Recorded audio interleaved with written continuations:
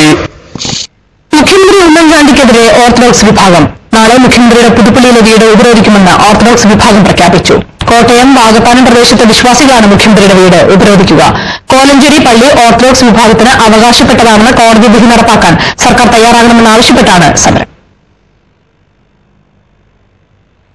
ആർക്കും പ്രതിഷേധിക്കാനുള്ള അവകാശമുണ്ടെന്ന് മുഖ്യമന്ത്രി ഉമ്മൻചാണ്ടി പറഞ്ഞു. നാളെ പുതുപ്പള്ളിയിലെ വീട്ടിലേക്ക് ഓർത്തഡോക്സ് വിഭാഗം നടത്താനിരിക്കുന്ന മാർച്ചിനെ കുറിച്ചാണ് മുഖ്യമന്ത്രി ഇങ്ങനെ പ്രതികരിച്ചത്. ഒന്നും പ്രതികരിക്കാനില്ല. ഈ നാട്ടിൽ ആർക്ക് വേണേലും പ്രതിഷേധിക്കാനുള്ള അവകാശമുണ്ട്, സ്വാതന്ത്ര്യമുണ്ട്. അത് ഒരു വിധത്തിലും തടയത്തില്ല. കോലഞ്ചേരി പള്ളി തർക്കവുമായി ബന്ധപ്പെട്ട് കോടതി വിധി നടപ്പാക്കാൻ സർക്കാർ തയ്യാറാകണമെന്നാവശ്യപ്പെട്ട് ഓർത്തഡോക്സ് സഭാ വിശ്വാസികൾ മന്ത്രി തിരുവഞ്ചൂർ രാധാകൃഷ്ണന്റെ ഓഫീസ് ഉപരോധിച്ചു.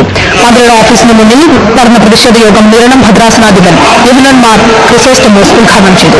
പ്രതിഷേധ മാർച്ചും ഉപരോധവും നടക്കുമ്പോൾ മന്ത്രി തിരുവഞ്ചൂർ രാധാകൃഷ്ണൻ ഓഫീസിലുണ്ടായിരുന്നു. 1 മണിക്കൂറോളം നീണ്ട ഉപരോധത്തിന് ശേഷം വിശ്വാസികൾ പിരിഞ്ഞുപോയി.